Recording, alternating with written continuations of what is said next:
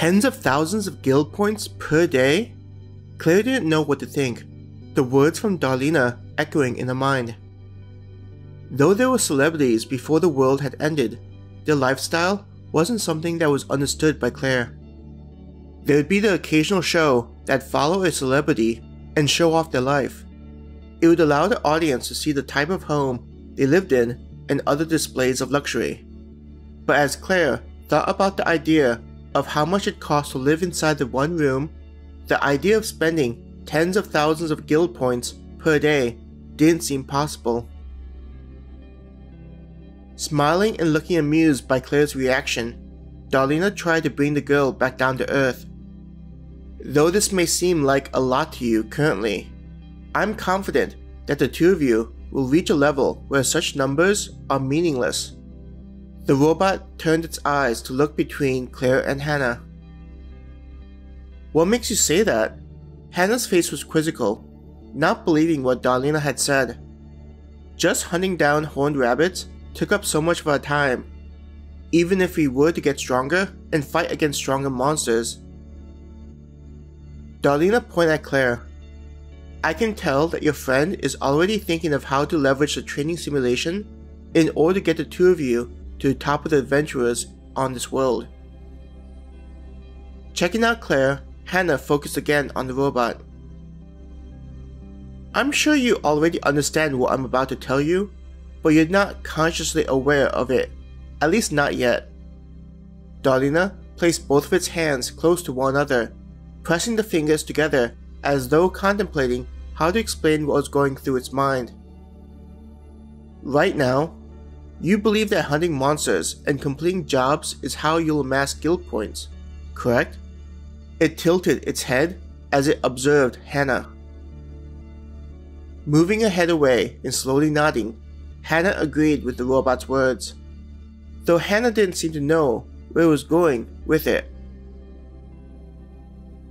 Though that's correct, it's a very inefficient way to build a fortune. Instead of directly taking part in the process, you should be thinking of how to make the guild points work for you, Darlena slowly explained. Claire recovered from imagining the massive wealth necessary to stay inside the higher tiered rooms, gaining interest in what Darlena was talking about. How do I make guild points work for me? Hannah asked, confused about the idea. I'll try to paint you a picture, Darlena said slowly. Do you know how gold on your world is gathered? It asked Hannah. Seeing Hannah nod her head, Darlena continued. Now, in your world's history, when gold was discovered, on the continent, people flocked in large numbers to mine it, right? Of course, even right before the modified humans appeared, gold was something that was highly valued and many people wanted it. Hannah answered, though there was a hint of impatience.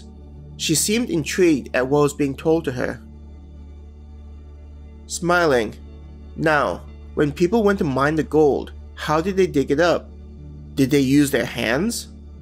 It motioned with both hands as if to demonstrate it using its own hands to gather the gold from the ground. Shaking its head, no.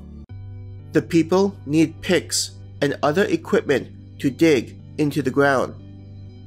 And this is where opportunity was for those smart enough. For those who understood the opportunity, they knew that hunting for gold was filled with uncertainty.